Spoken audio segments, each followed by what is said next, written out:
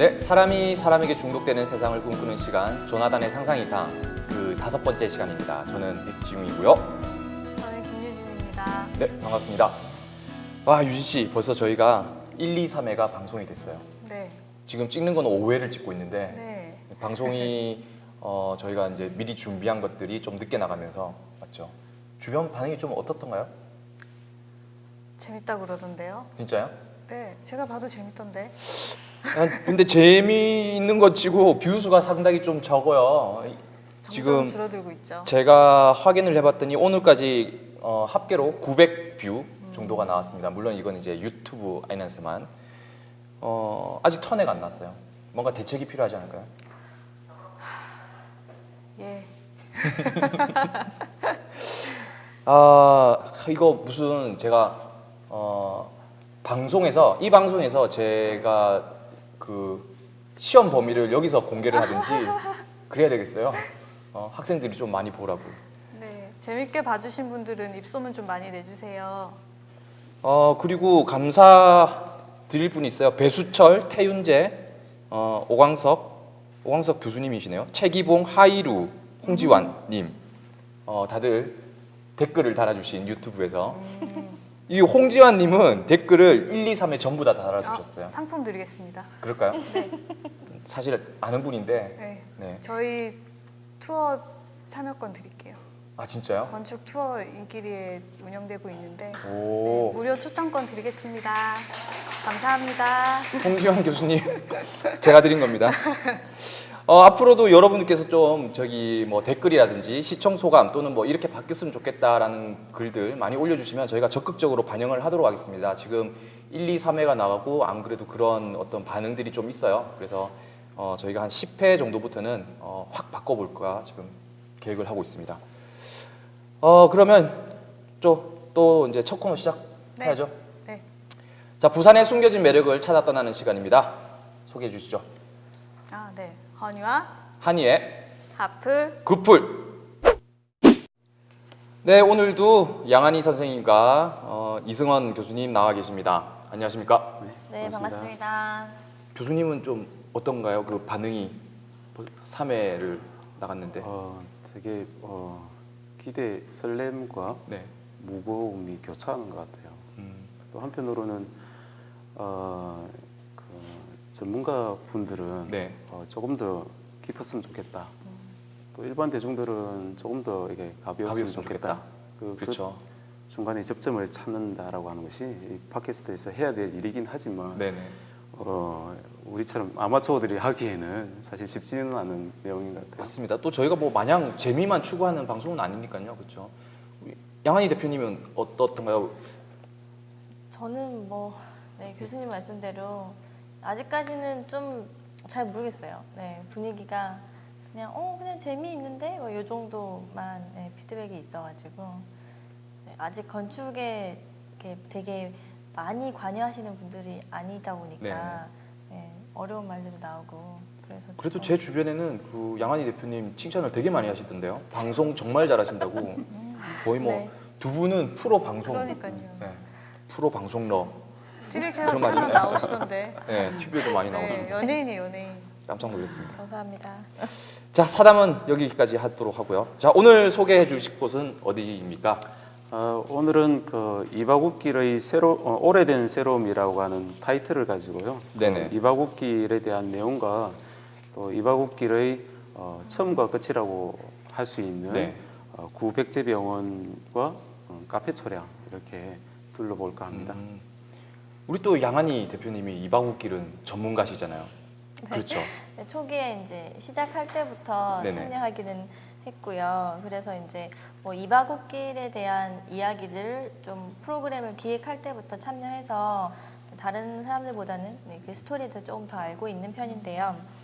이제 이야기라고 하는 보통 그 말을 사투리로 우리는 이제 이바구라고 그렇죠. 하죠. 네. 네. 그래서 이바구 길 자체가 부산에 있는 여러 가지 삶의 애환들이 있는 길들 그 안에 이야기 사람들의 스토리들을 담아낸 길이다 해서 이제 이바구 길이라고 명명이 됐고요. 네네. 삼복도로의 특징들이 굉장히 많잖아요. 네. 그런 삼복도로의 특징들이 이 이바구길 안에 다 담겨져 있습니다. 네. 그래서 어떤 식으로 사람들한테 소개가 되는지 그런 걸 조금씩 말씀을 해드릴게요. 네.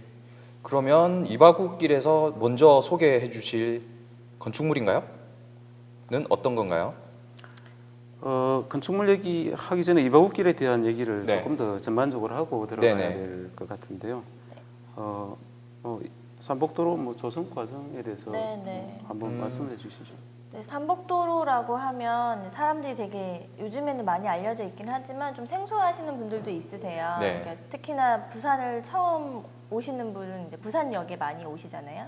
부산역에서 딱 내리셔서 정면을 바라보면 이제 산이 쫙 있죠. 네네. 그 산 중간에 있는 도로, 그러니까 산의 허리를 이렇게 돌아서 가는 도로들을 삼복도로라고 부르는데, 그 부산에는 산이 엄청 많고 그 산들마다 또 특징들이 다 달라서 이렇게 그 산의 허리를 쭉 도는 벨트를 저렇게 만들어 가지고 삼복도로 르네상스라는 이름으로 다시 약간 낙후된 산 주변에 집들을 정비하고 또 주민들을 위한 어떤 새로운 시설물들도 설치하면서 뭐 환경적으로 더 좋게 만드는 작업들을 이제 시작을 했었고, 이제 부산시에서 이거 굉장히 적극적으로 하면서 빈 공간들이 많이 나왔잖아요. 그래서 그런 비어있는 뭐 빈집들을 어떤 식으로 재활용할 거냐에 대한 고민을 이제 풀어내면서 뭐 사랑방으로도 만들고 뭐 갤러리로도 만들고 이렇게 그런 공간들을 커뮤니티 공간들로 바꾸는 작업들을 많이 했었어요.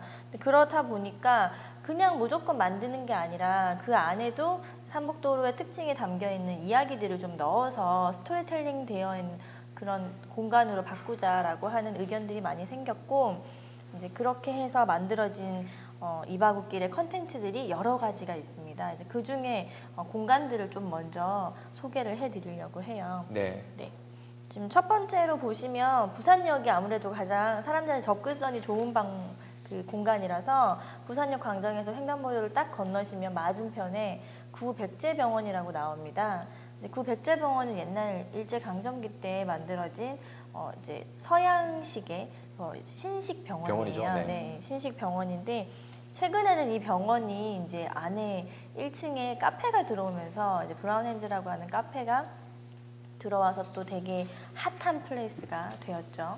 그래서 최근에 요 백제병원이 새롭게 사람들한테 인식이 되고 잘 되는 성공 사례를 보면서 조금 옛날 건물들, 뭐 일제 강점기 때 일식 가옥이라고 불리는 그런 건물들이 새롭게 좀 사용되는 사례들이 점점 많이 생기고 있어요. 근데 특히나 이런 공간들을 좀 활용하기 좋은 게 카페인 것 같아요. 네. 사람들이 만나는 공간으로.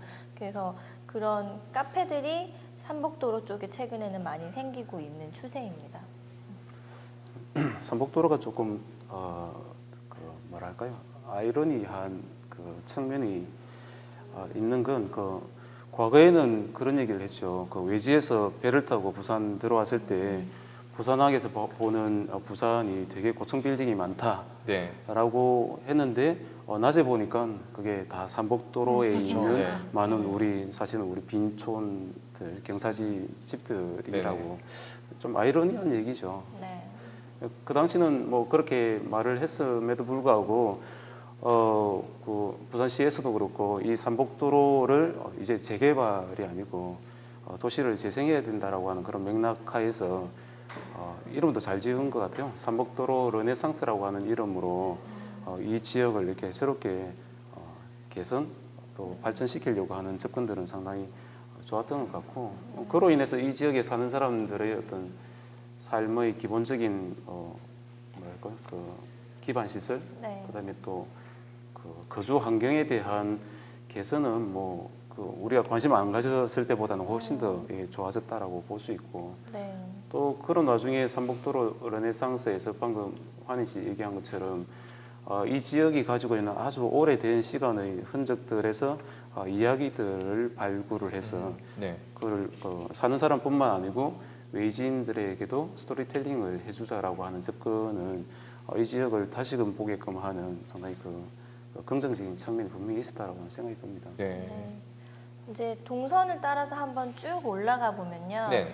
일반 그냥 그 개인들이 뭐 그 공간을 이렇게 약간 브라운 핸즈처럼 이제 상업적으로 사용하는 경우들도 있는데 여기 같은 경우에는 이제 노인 일자리들이 필요해서 이 주변에 대부분 다 어르신들이만 많이 사시거든요. 특히 삼복도로는 아직까지도 젊은 사람들보다는 고령 인구가 훨씬 많기 그렇죠. 때문에 그분들의 일자리를 여기 안에서 해결할 수 있도록 좀 많이 연결을 시켰어요. 그래서 이제 뭐 동구 시니어 클럽에서 그렇게 아까 공간들이 조금씩 이제 리모델링 되고 뭔가 새로운 형태로 바뀔 때 뭐 음식점도 넣고 거기에 어떤 뭐 체험할 수 있는 공간들도 넣고 카페도 넣고 이렇게 하면서 그걸 운영할 수 있는 운영권을 주민분들이 하실 수 있게 일자리를 주민분들한테 드리는 형태로 운영을 하고 있거든요.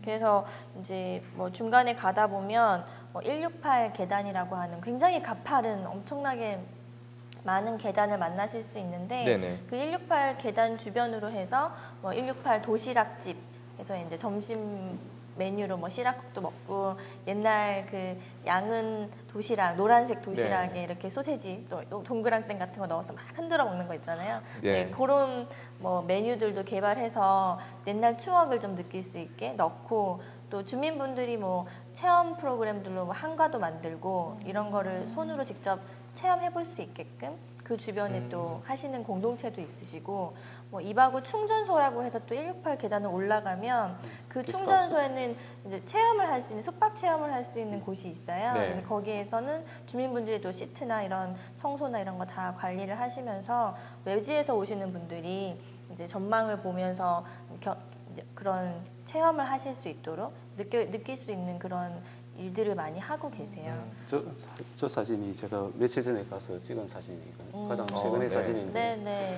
최근에 개발된 사례 중에 그 뭡니까 장난감 가게 168 계단 중간에 저게 네. 만들어졌더라고요. 네. 그래서 되게 재밌어요. 그냥 옛날 정말 오래 전에 이 장난감들을 다 움집시켜 놨기 때문에 누구나 들어가서 재밌게 보고 나오고 또한 저 바로 옆으로 모노레일이 만들어져서 실제로 뭐 그렇게 오랜 시간은 아니지만 네. 그 모노레일을 타는 체험을 하는 그런 경험들도 이 시설들이 없었을 때에 비했을 때는 뭐 상당히 그 흥미로운 도시 만들기가 되어가고 있다라는 생각이 듭니다. 168 계단을 옛날에는 다들 되게 힘들게 오르락 내리락 했었는데 이제 주민분들의 편의를 위해서 사실은 모노레일을 설치해서 쉽게 다니실 수 있도록 만들었는데 요즘에는 주민분들보다는 관광객들이 더 많이 와가지고 오히려 주민분들은 한참 기다리셔야 되는 거예요. 아니, 저 무료인가요? 네, 네. 무료입니다. 그래서 이제 주민분들이 오히려 관광객들한테 밀려가지고 모노레일을 타는 게 조금 쉽지 않은 상황인 것 같아요. 근데 한편으로는 저는 조금 아쉬운 생각이 드는 것은 네네. 저기 많이 개발됐어요. 지금 네. 앞으로도 많이 개발되겠지만 그 옛집들을 이렇게 흘러서 새로운 구조물도 만들고 거기 안에 재밌는 콘텐츠로 넣으려고 한 부분은 분명히 있지만 네. 사실은 168 계단도 그러니까 이 방문하는 사람들은 모노레일도 재밌게 타고 그다음에 168 계단도 색색거리면서 이제 왜 이렇게 높노 하면서 올라가기는 하는데 네. 궁극적으로 이 계단이 가지고 있는 의미가 뭘까? 또 중간중간에 있는 그 김인부 전망대라든지 아니면 이바구 공작소라든지 유치원의 우체통이라든지 사실은 정말 그 이 지역 안에 담겨져 있는 이야기를 발굴을 해서 그 지역에 대한 이 마을에 대한 이야기를 공감을 했으면 좋겠다라고 하는 근본적인 출발점에서 시작을 했을 건데 사실은 지금 방문하고 있는 대다수의 그 방문객들은 다른 곳들도 그렇긴 하지만 결국에는 인증샷, 요즘 얘기하는 인생샷, 인스타에 뭐 사진 올리기 위한 용으로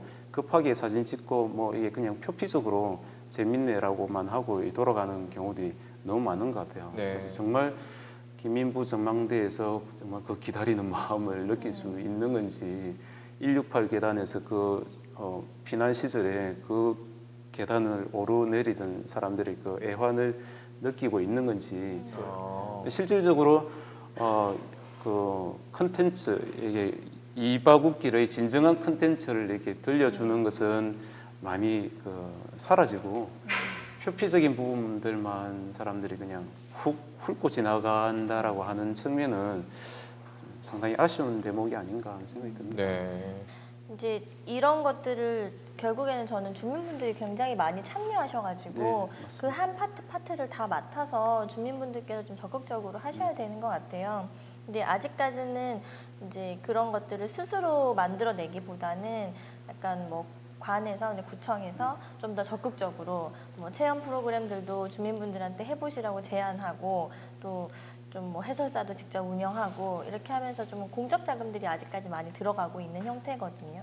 네. 그게 조금 이제 아쉬운 점이라고 할 수 있겠죠. 근데 주민 공동체들이 좀 더 적극적으로 올라오면 그런 파트들도 다 나눠서 이제 하실 수 있을 것 같아요. 또 지금 지역별로 나눠서 그 마을 활동가 네.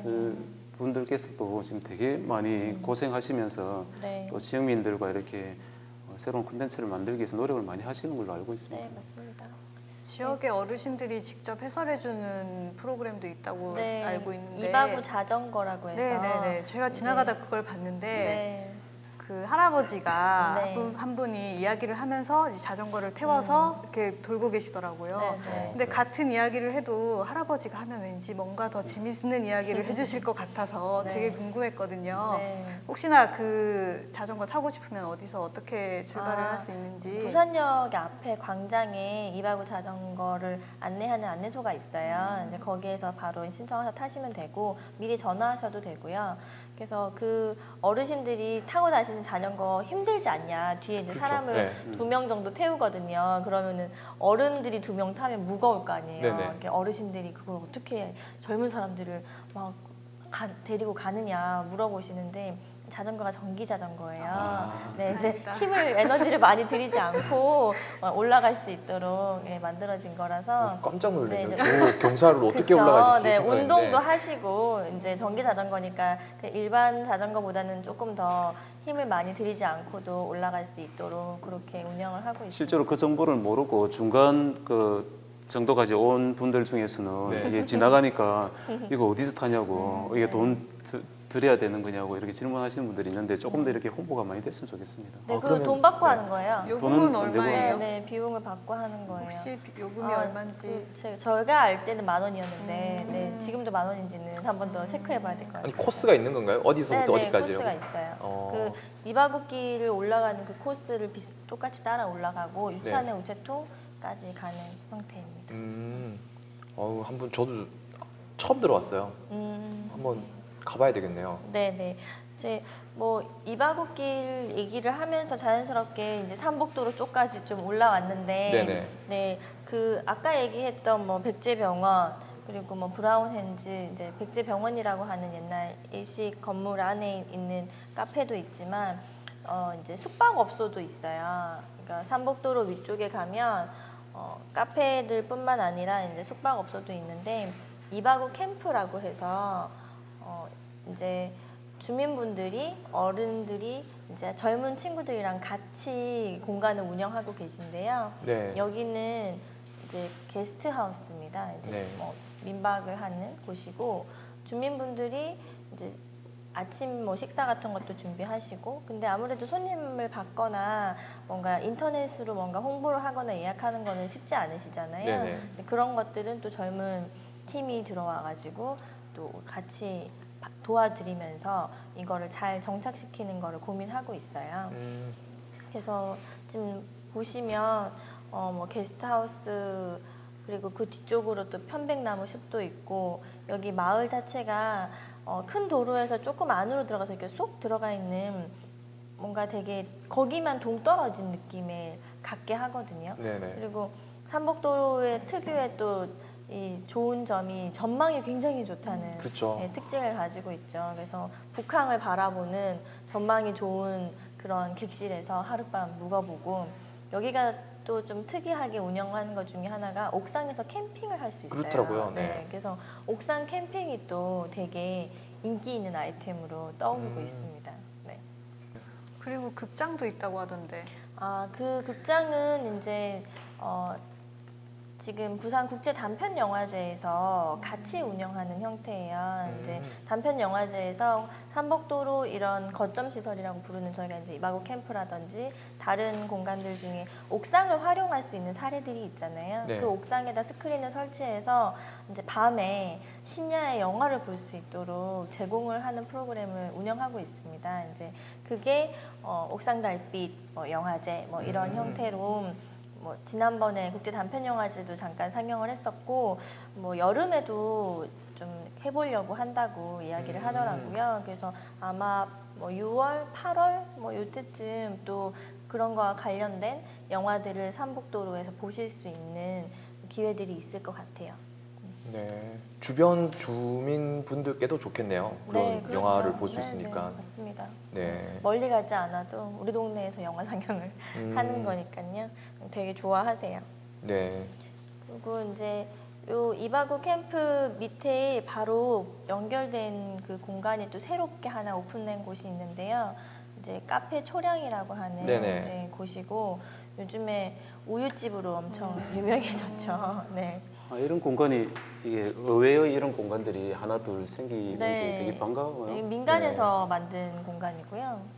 아니 그 교수님 건축을 하시니까 이게 어떤 의미가 있는 건축물이라고 할 수 있나요? 뭐 학술적으로 제가 뭐 연구해 보진 않았지만 당장 이게 표면적으로 봐도 기본적인 기와가 이층 구조로 돼 있고 그렇죠, 또 네. 일자식으로 돼 있는 저런 그 방식 또 내부도 보면 다다미가 있는 걸 보면 일식주택 네. 실제로 건립된 것도 1940년대 경에 지어졌다라고 하니까 일식주택인데 또 특이하게도 이게 전면 부분은 일식주택이 그대로인데 이렇게 기역자로 돌출되어 있는 부분은 또 혼용됐어요.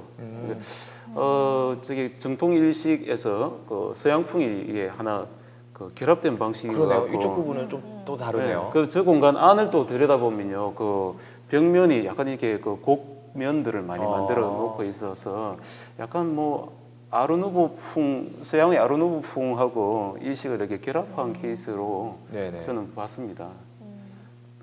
제가 일요일 날 찾아갔는데 당연히 카페니까 일요일 하겠지 하고 찾아갔더니 문을 닫았더라고요. 일요일 문 닫아요. 예, 일월은 닫는다고 그러더라고요. 네. 그래서 토요일까지 사람들이 줄을 서서 네, 가는 곳이고요. 요즘에는 이제 낮에는 여기가 우유를 파는데 네. 저녁이 되면 메뉴가 바뀌거든요. 진짜 우유인가요, 그냥? 네, 진짜 우유예요. 그게 근데 맛있나요? 병우유. 되게 종류가 많은 것 네, 같은데요. 뭐 그래요? 커피 우유, 딸기 우유 이런 우유 종류가 되게 다양한데 네. 저는 벚꽃 우유를 먹었습니다. 벚꽃 우유요? 벚꽃이 들어가나요? 향이 나더라고요. 예전에 왜 그 저희 어릴 때도 있었었는데 병우유 우유 담아가지고 약간 이렇게 가루 우유라 그러죠. 네, 미루꾸라고 그때는 일본에서 막 탈지 우유.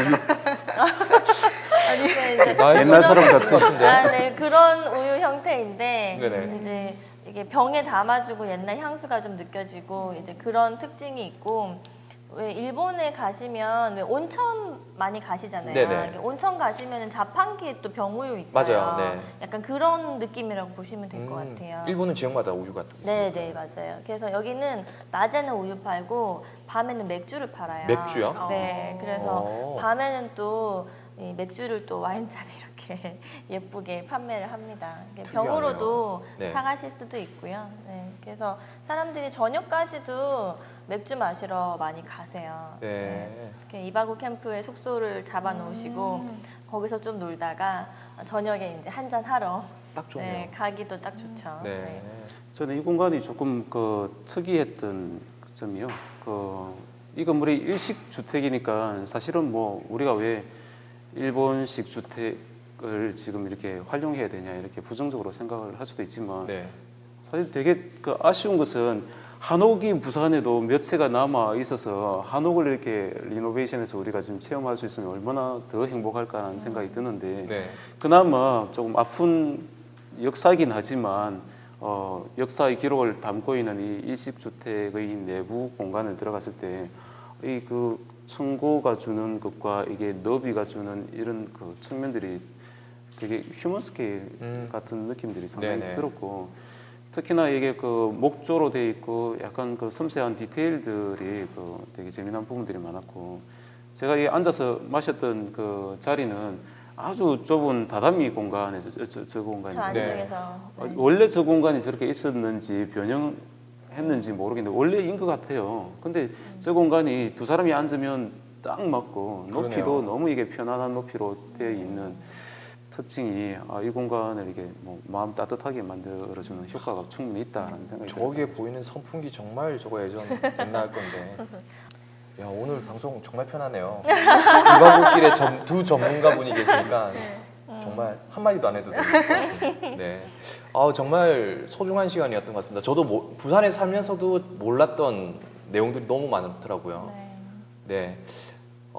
이렇게 소개를 해주셔서 대단히 감사합니다. 또 다음에도 더 좋은 장소 소개해 주시길 부탁드리겠습니다. 네. 자리해 주셔서 네. 감사합니다. 수고하셨습니다. 네, 감사합니다.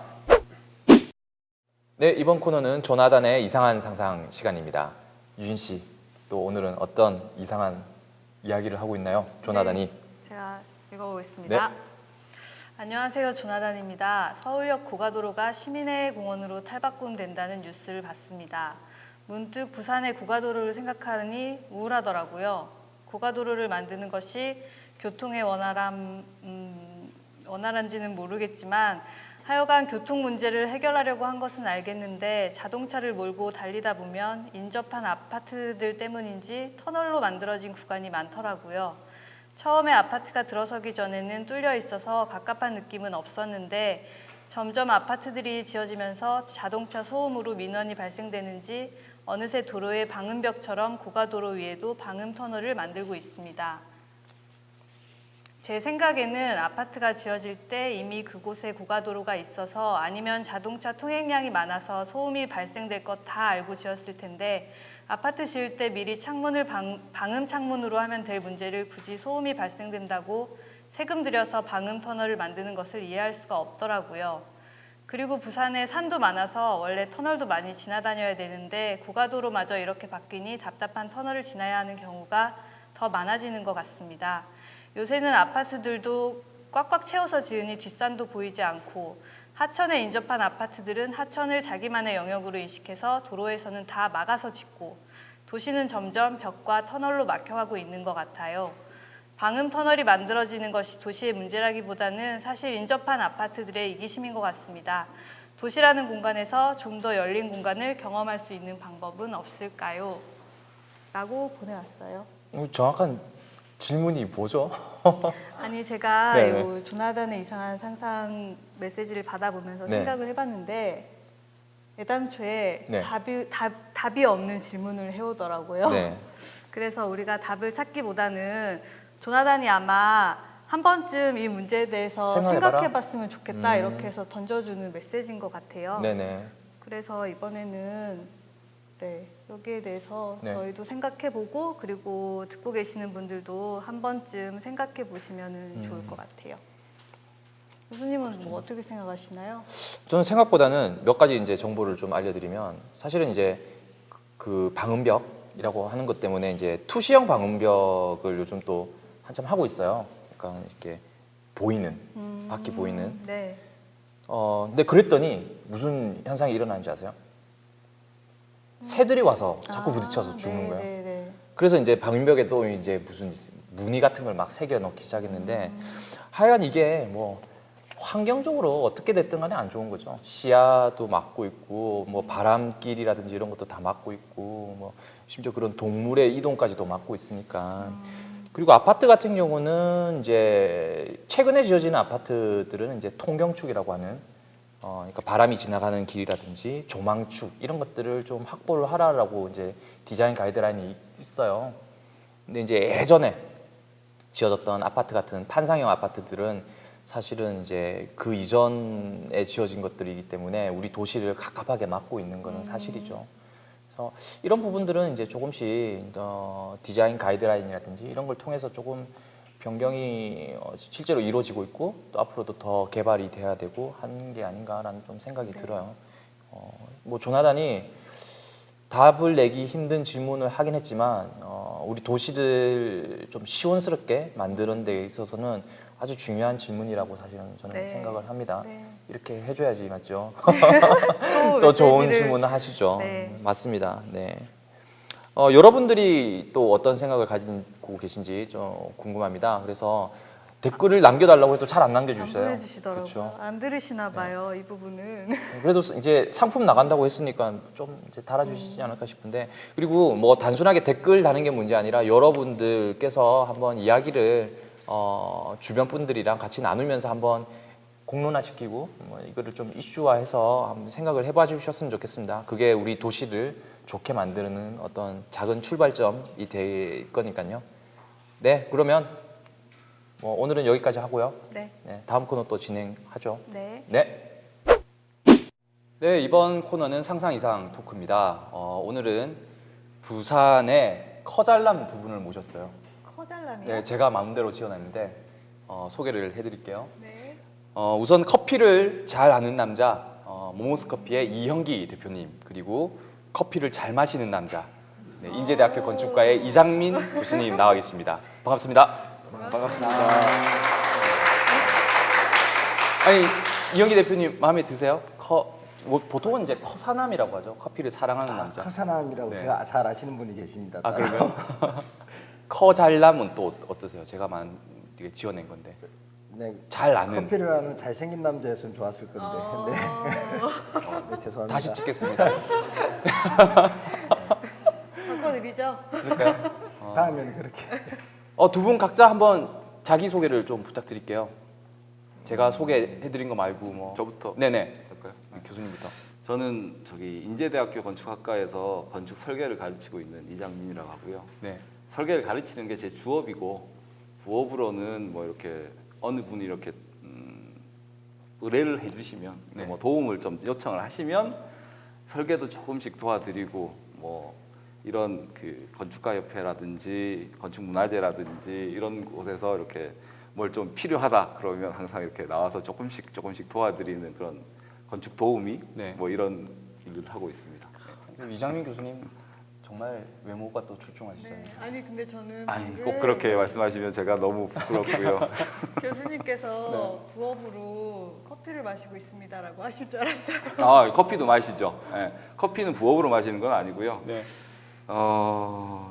제가 지금까지 이렇게 생각해 보면 한 20년, 네. 20년을 하루에 커피를 항상 2잔 이상씩 마셨던 것 같아요. 그걸 어떻게 아셨는지 저를 보고 여기에 지금 나오라고 하셔가지고 네네. 제가 참 나오게 됐는데 뭐 네. 어떻게 말씀을 드려야 될지 잘 모르겠습니다, 사실. 네. 자, 우리 이형기 대표님도. 네, 네. 저는 약 한 40년 전에 부산의 문현동에서 태어나서 네. 이렇게 2007년부터 이 온천장 쪽에서 커피숍 운영하고 있는 모모스 커피라고 10년째 운영하고 있습니다. 제가 이 커피를 하고 있다는 거 말고는 뭐 딱히 다른 거를 이렇게 뭐 하고 있는 걸 말씀드릴 게 없어요. 그래서 네. 그냥 10년째 커피 하고 있습니다. 부산에. 아니 자연스럽게 나이를 말씀해 주셨어요. 네. 40년 41년 41년이시죠. 네. 정확해졌네요. 네. 아니 결혼은 하셨나요? 네, 아직 미혼이신가요? 네, 결혼을 못 했습니다. 아, 저랑 아니 우리 교수님은 전 왜 안 물어보세요? 네. 너무 유명한 전 결혼했습니다. 네. 잘 알고 있습니다. 안타깝게도. 우리 이용기 대표님 이제 모모스 커피. 네. 뭐 사실은 이제 저는 상당히 잘 아는 제가 애용하는 커피점 중에 감사합니다. 하나고요. 모모스는 뜻이 무언가요, 이게? 모모스 제가 이제 2007년도 시작을 했는데 네네. 이제 2006년도에 이제 이 이름을 정할 때 그 당시에 이제 커피 하면 사실 이제 스타벅스 네. 스타벅스가 굉장히 유행을 할 때 그때 이제 여러 이제 언론이나 이런 거 보면 이제 된장녀라는 표현이 좀 있었어요. 네, 네, 네. 커피를 그렇죠. 비싼 커피를 마시면서 그게 이제 보보스라는 거하고 연결이 되는데 이제 명품들 비싼 거 막 사는. 네네. 그래서 저는 이제 이제 비싸고 좋은 것도 있지만 저는 좀 이런 명품들을 합리적인 가격에 많은 사람들이 소비할 수 있는 그런 커피, 명품 커피를 이제 그냥 비싼 것보다는 좋은 재료로 정성을 담아서 좋은 커피를 만들어서 그것을 합리적인 가격으로 많은 사람들이 이걸 조금 뭐 같이 나눌 수 있었으면 좋겠다. 네네. 예, 그래서 이제 모모스라는 이 용어가 있었어요. 그래서 네네. 그걸 거기서 따와서 모모스 커피라고 했어요. 아니 그 가게가 참 또 유명한데 예전에는 뭐 원래 커피점이 아니죠? 네, 거기 원래 저희 부모님께서 네. 보신탕집 한 약 20년 가까이 운영을 아 하셨어요. 부모님께서 네, 하셨던 네. 거예요? 그전에. 아. 네. 그럼 그런 집의 구조라든지 이런 거를 그대로 살려서 네, 처음에는 이제 돈이 없어서 네네. 뭐 이렇게 건드릴 수가 없었어요. 그래서 건드리지 못하 어떻게 보면 그때는 이제 없어서 있는 그대로 다 살려서 했는데 네네. 지금 이제 세월이 흘러서 참 잘했구나. 네. 그래서 그걸 지켜왔던 것들이 지금 자연스럽게 잘 조화가 돼서 저희들만의 좀 그때 뭐 이 부족한 실력에 뭔가 제가 뭐 이렇게 손을 댔던 것보다는 있는 그대로 살렸던 게 지금의 저희 색깔을 좀 특별한 우리만의 색깔을 조금 준 것 같다는 거예요. 네. 이장민 교수님께서는 커피를 어떻게 하다가 이제 좋아하시게 됐나요? 저요. 네. 글쎄요. 그게 네. 처음에는 네. 저희 예전에 어릴 때 집이 네. 그 조방 앞에 가면 저기 네. 이렇게 터미널이 있었습니다. 네. 터미널에 거기 그 앞에 있는 거기에서 이제 저희가 3, 4층에 살고 있었는데 네. 2층에 커피숍이 있었어요. 어. 커피숍이 있고 1층이 이제 그 매표소라고 그러나요? 그러니까 네. 그런 거. 이제 그런 건물이었는데 어릴 때 그때 이제 초등학생 때죠. 초등학교 때는 항상 집에 왔다 갔다 하면서 그 집에 그러니까 커피숍에 들어가가지고 이렇게 커피를 한 번씩 먹고 그랬어요. 근데 그때는 믹스 커피였던 거예요. 네. 그게 믹스 그러니까 그 크림 넣고 설탕 넣고 이런 커피를 마시다가 뭐 한 번씩 이렇게 그 쌍화탕 같은 거 네. 이런 걸 이제 아니 주시는. 그러면 정확하게 다방 아닌가요, 다방? 그렇죠. 그게 커피숍이 아니고 다방인 거죠. 무슨 다방이었는지 잘 기억이 안 나는데 네. 거기서는 그런 거였던 거예요. 믹스 커피. 네. 그러다가 이게 대학교 다닐 때는 그 믹스 커피는 없어진 것 같아요. 다들 그때는 커피숍이라 그러죠. 커피숍이라고 해서 원두 커피를 네네. 마셨던 것 같아요. 원두 커피는 어떻게 만드는 건지 잘 모르겠지만 아마 커피 메이커에다가 이렇게 해서 뭐 이렇게 뭐 해서 만들었지 않았을까요? 네네. 그런 그 거의 물 같은 원두 커피와 근데 그때는 저도 이제 약간 조금 더 세련돼 보이려고 네. 블랙 커피를 항상 마셨거든요. 어, 원두는 아 저런 건 싫어 이러면서 이제 블랙이 훨씬 좋은 거야 그러고 한 번씩 헤이즐넛 커피 뭐 이런 네네. 거. 아니 그 프랑스에서 이제 유학을 하셨는데 프랑스의 어떤 커피 문화는 저희랑 좀 지금의 저희 커피 문화와 좀 다른가요?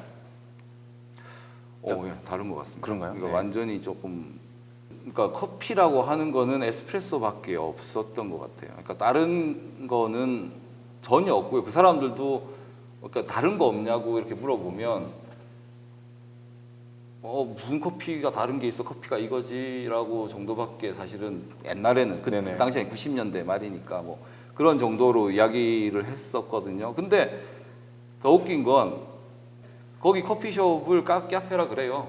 그러니까 그 커피숍이 카페인 거지. 근데 거기에 있는 모든 카페들은 커피가 주 종목은 아니에요. 그러니까 그게 조금 웃긴 거죠. 우리는 커피숍이면 어쨌든 커피가 기본이고 다양한 종류의 커피가 있고 뭐 이렇잖아요. 근데 거기는 술을 더 많이 파는 것 같아요. 그러니까 맥주, 그러니까 음료, 그러니까 각종 음료수들을 파는 거지. 각종 그러니까 술도 팔고 맥주도 팔고 그다음에 뭐 물도 팔고 뭐 그러면서 커피도 같이 파는 거예요. 그런데 이제 사람들이 많이 커피를 마시죠. 그러니까 우리는 어떻게 보면은 커피를 약간 지금의 사람들은 좀 문화적으로 마시는 것 같아요. 그러니까 이걸 마시면 조금은 조금 고급스럽고 그다음에 뭔가 사람들과의 만남 속에서 어떤 뭐 대화라는 어떤 매개체이기도 하고 뭐 이런 것 같은데 그 사람들은 그냥 하루에 커피를 뭐 저도 그랬었고 다들 3-4잔? 에스프레소를 3-4잔 정도씩을 마시는 것 같아요. 그러니까 그냥 마시는 거야. 그냥 이렇게 밥 먹고 마시고 네. 또 중간에 마시고 또 저녁 먹으면 또 마시고 뭐 이렇게 자기 전에도 저는 마셨었는데 뭐 잠은 잘 오더라고요. 그러니까 뭐 그랬었던 것 같아요. 그러니까 한국이랑은 좀 다른 것 같죠. 그러니까 그래서 사실은 이 이야기를 제가 계속 이렇게 떠들어도 되는지 잘 네, 모르겠습니다만은 한국의 커피숍의 역사 이런 걸 이제 가만히 생각을 해봤어요. 이 자리에 나오라고 하니까 네네. 그 공간은 사실은 여자들은 안 갔었던 것 같아요. 제가 어릴 때 기억을 해보면 그렇죠. 거기는 다들 아저씨. 이렇게 아저씨, 할아버지 이런 사람들이 와가지고 커피 시켜서 이렇게 같이 노닥거리고 그렇죠. 뭐 미스 김. 그다음에 뭐 쌍화차 시켜갖고 이렇게 뭐 계란 계란 띄워 듬 먹고. 띄워서 먹고 뭐 그랬었던 공간이었었던 것 같거든요. 근데 그 공간은 좀 어두침침했던 것 같고요. 근데 방은 아니었던 것 같아요. 그러니까 공간이 이렇게 나눠져 있진 않고 큰 오픈된 공간인데 이제 뭐 이런 그 뭐죠? 그 이런 칸막이. 물고기가 이렇게 금붕어 어항. 있는 이런 칸막이 네. 이렇게 약간 칸막이도 만들었지만 그래도 뭐 내부에서는 이렇게 좀 열려 있는 그런 공간 속에서 뭔가 은밀한 어떤 그런 남자들만의 세계 그런 공간이었었던 것 같은데 이게 한 1980년대 중후반 이렇게 넘어오면서 아까 말씀드렸던 그런 그 커피숍이 생긴 네네. 거죠. 네. 커피숍이 생겨서 이제 연하면서 이런 커피들을 마시면서 그때는 이제 남자들은 더 이상 커피숍에 안 온 것 같아요. 그 사람들 다시 그러네요, 진짜. 술집으로 돌아간 거야. 주체가 남자들은. 바뀌어버렸네. 그러니까 커피숍은 점점 그러니까 다방은 없어지면서 이게 커피숍으로 바뀌면서 이 공간들은 데이트족들이 이제 거기를 점유하지 않았을까 뭐 이런 생각이 드는데 90년대 들어오면서 조금은 고급스러운 커피숍들이 커피는 똑같은 커피를 팔지만 공간을 조금은 이제 고급스럽게 해서 만들지 않았을까 뭐 그런 생각이 들고 그 다음에 이게 2000년대를 넘어오면서 21세기가 들어오면서 에스프레소라는 게 들어왔죠. 네, 그게. 뭐 스타벅스. 그러니까 그게 이제 프랜차이즈가 아마 들어오면서 네. 이게 들어온 건가요? 그러니까 그런 공간들이 들어오면서 이제 이 공간은 여성분들이 네. 이제 낮 시간과 뭐 이렇게 모임을 하는 장소들로서 그 자리를 점점 메꾸고 여전히 데이트족들은 그대로 있고 하니까 이게 수요가 점점 늘어나지 않았나 이런 생각이 들거든요. 그래서 어떻게 보면은 그 예전에 그러니까 처음 초창기의 공간들은 조금은 음침하고 조금은 사적이고 이런 공간들이 점점 시간이 지나면서 열린 공간으로 바뀌고 밝고 그다음에 외부 공간이랑 뭔가 자꾸 이렇게 소통하게 되고 뭐 이런 공간으로 커피숍이라는 게 조금씩 변해오지 않았나 뭐 이런 생각도 들고요. 그게 결국은 우리 사회의 어떤 그런 진짜 시민 사회를 이렇게 변해가는 그런 공간 아니면 뭐 문화 이런 거랑 같이 이렇게 조금 이렇게 같이 발을 맞춰서 가고 있지 그리고 않나. 조금만 뭐 메뉴도 보태면, 네. 되게 추가가 됐잖아요. 요즘에는 핫하다는 커피숍 가면 커피도 맛있지만 그거랑 같이 되게 맛있는 베이커리를 팔더라고요. 사실 모모스도 그렇죠.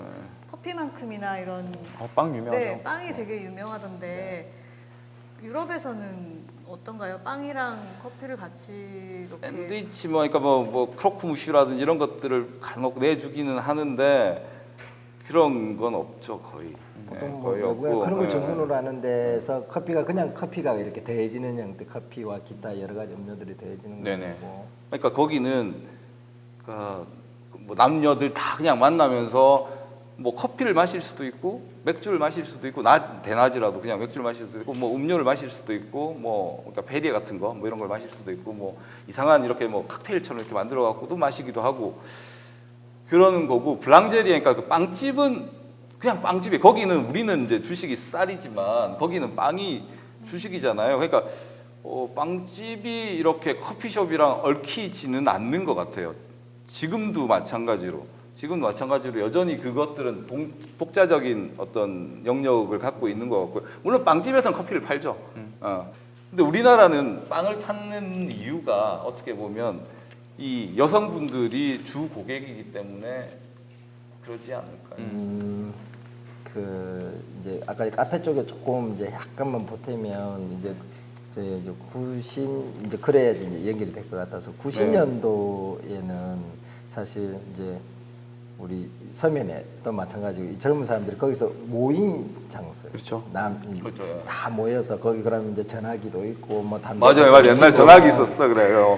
이게 거기서 이제 모이는 장소였어요. 근데 그 나중에 상품이 중요하진 않았죠. 공간 모이는 그때는 모이는 거였고 이제 그 다음에 이제 여기서 약간 고급화로 넘어가는 게 이제 스타벅스가 들어와서 커피라는 것들을 이제 상품으로서의 좀 맛있는 커피를 선보인다고 한 게 이제 스타벅스가 들어왔고 그 다음에 이제 원두커피 이제 개인 자가 배전집이 생기면서 이제 우리나라에서 최근에라고 치면은 뭐 2010년 전후입니다. 원래는 북유럽에서 먼저 시작을 했는데 거기서부터 뭐 그런 것들 잘하는 데들이 뭐 북유럽이나 호주나 뭐 미국 이런 데 있는데 일본도 마찬가지고 여기서 이제 고급 커피 시장, 스페셜티 커피 시장이 우리나라에도 시작한 지가 2010년에 이렇게 산지별 커피를 취급을 하고 그게 맛있는 커피집이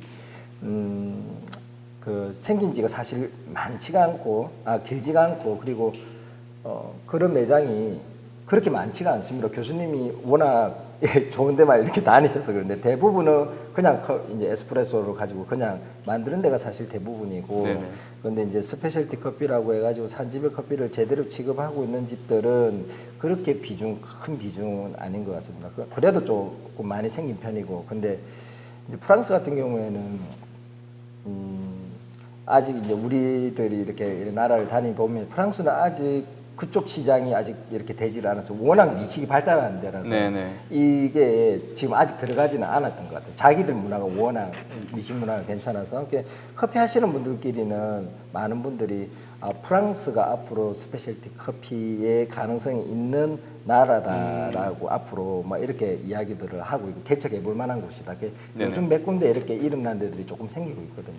그러니까 그게 커피의 고급화되는 어떤 방식인 거잖아요. 그렇죠? 네네. 커피 자체가 고급화돼요. 그러니까 우리나라는 근데 이제 이게 커피를 하시는 분들이 커피로 경쟁력을 가지기 위해서 또 이제 그 스페셜티 커피를 받아들였지만 우리나라가 아직은 커피만 가지고 커피가 좋아서 오시는 분들이 사실 그렇게 많지가 아직은 그 정도는 발전을 못 했어요. 그런 사람들이 많지는 않아요. 그러니까 이 공간에서 커피만 가지고 있을 때는 이제 사람들이 이 카페라는 공간을 그렇게 찾지를 않는 거예요. 그런데 이제 커피와 함께 잘 어울리는 마리아주고 어울리는 이 빵, 케이크 이게 딱 같이 있으니까 소비자들이 카페를 찾아야 되는 이유가 여러 사람들한테 생기면서 상업적으로 이게 성공을 한 겁니다. 그런 것들이 성공하는 모습을 보고 이제 그런 것들이 새로운 또 카페 베이커리를 만들고 하면서 이렇게 조금 많아지는 형태. 거기다가 이제 그게 이제 어떻게 보면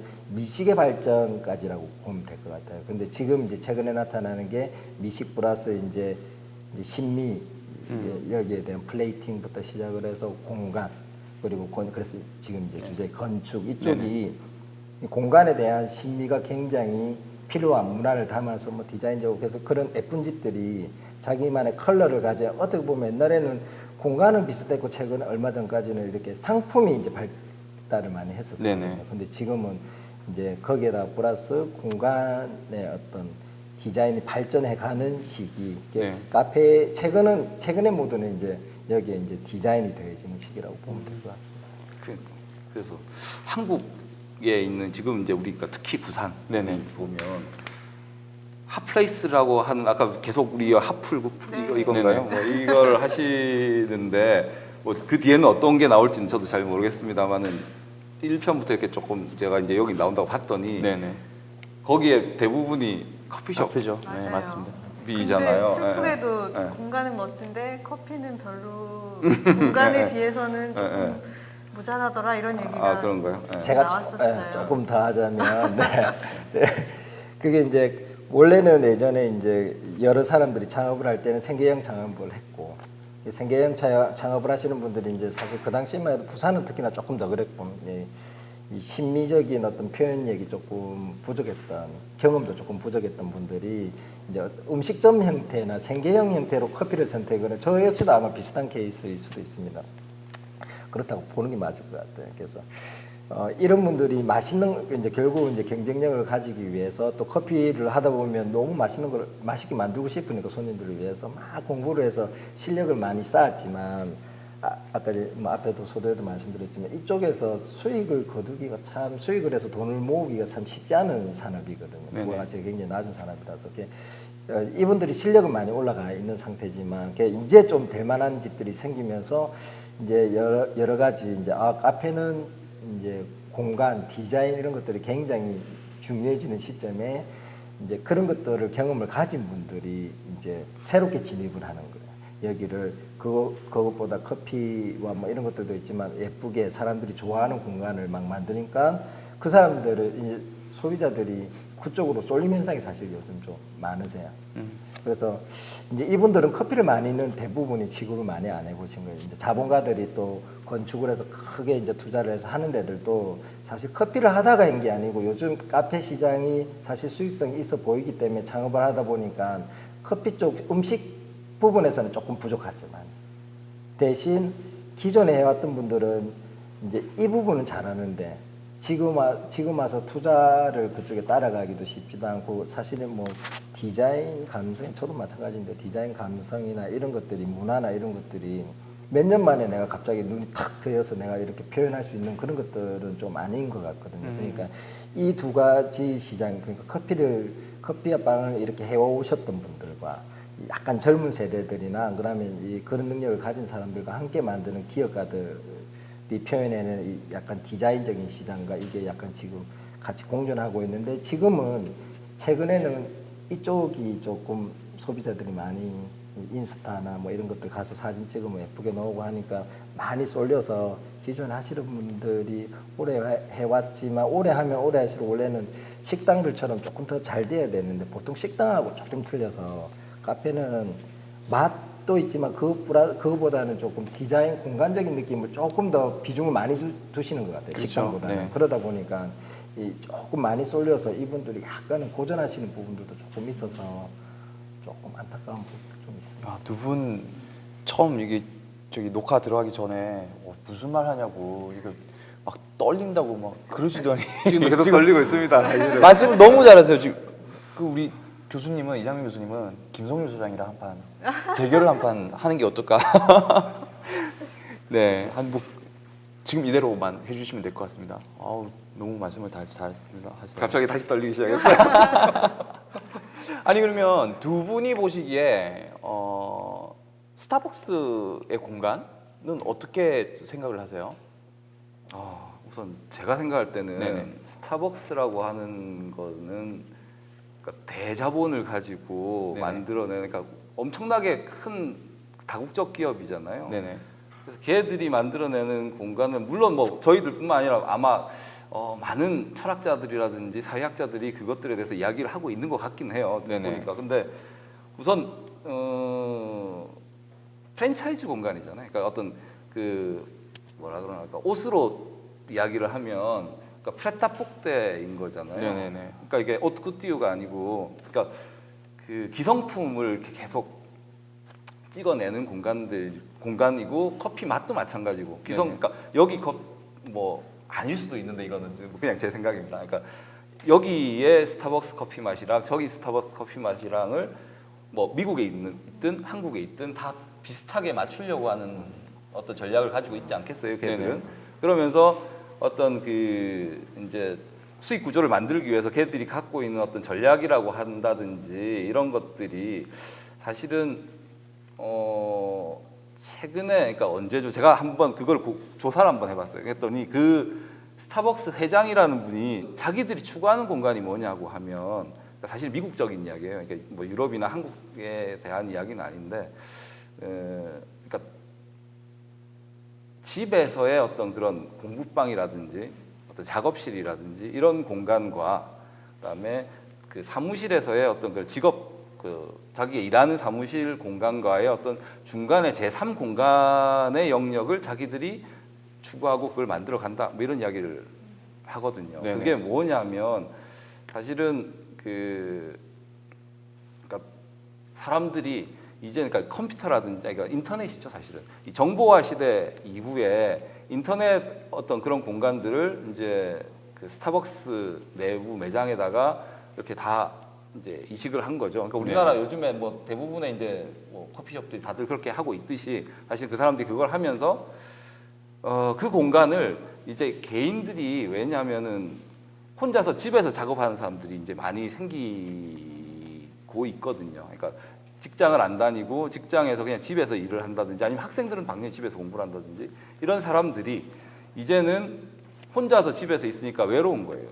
혼자 있기는 싫은데 그렇다고 무슨 다른 사람과 함께 있고 싶어 하는 건 아니에요. 그렇지만 혼자 있기 싫어서 스타벅스 공간에 가서 일을 하는 거예요. 네네. 일을 하고 공부를 하고 그런 공간 속에서 사실은 군중 속의 외로움 같은 거죠. 그러니까 주변에 있는 사람들은 다 모르는 사람들이야. 다 모르는 사람들인데도 불구하고 그냥 거기 있으면 좋은 거예요. 혼자 있는 것보단 좋으니까. 네네. 그래서 거기에서 하루 종일 시간을 때우면서 공부를 하는 어떤 그런 공간이 자기들의 수익 구조라고 생각하는 거예요.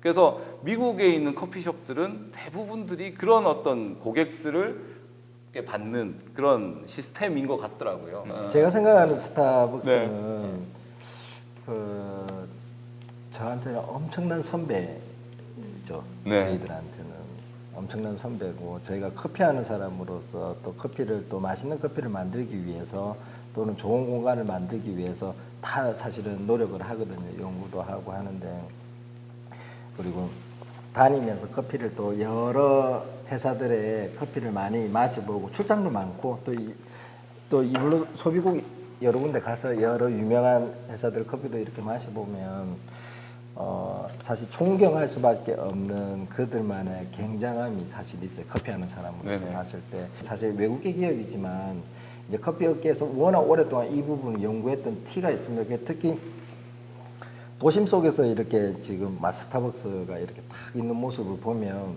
저도 그 안에 이 빌딩 속에서 그 안에 한번 이렇게 들어가서 위로받고 싶은 느낌이 자주 들 때가 있거든요. 네네. 도심에 이렇게 굉장히 회색빛 가득한 그곳에서 이 전구 색깔 빛깔이 쫙 이렇게 놓을 때 그 안에서 나도 들어가서 저 있으면 뭔가 이렇게 휴식이 될 것 같고 위로가 될 것 같고 사람들이 그래서 그 스타벅스를 많이 찾지 않나. 근데 그들만의 그 어떤 따뜻한 그 느낌이 있습니다. 스타벅스는. 근데 다른 곳에서 이렇게 볼 수 없는 것 같아요. 그리고 커피도 당연히 전 세계 이 많은 커피들을 이렇게 많은 사람, 저는 사실 매장을 아까 전에 많이 못 내는 이유가 이렇게 맛있는 커피를 하려고 하니까 내면 내수록 획일하기가 맛있게 만들기가 굉장히 힘들거든요. 근데 네네.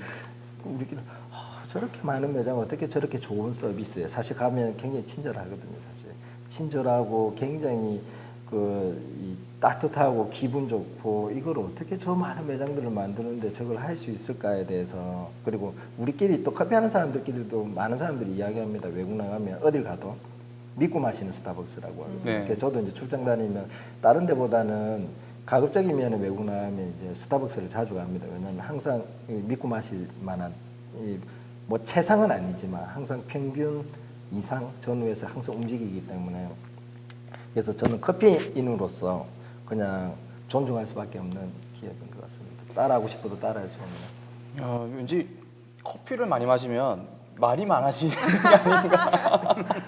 두 분 다 말씀이 너무 잘하시고 말을 좀 줄이겠습니다. 아닙니다. 제가 쓸데없는 말을 너무 많이 했죠. 오히려 저희가 가만히 있어서 참 좋았던 것 같아요. 참 좋았어요.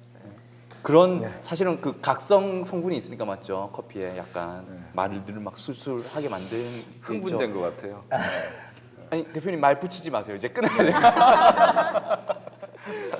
네, 오늘은 뭐 이제 여기까지 이야기를 나누도록 하고요. 계속해서 2부를 또 가지도록 하겠습니다. 어디 가시지 마시고 계속 이어서 할 거니까요. 커피 네. 한 잔 하시고 하시죠. 네, 알겠습니다. 감사합니다.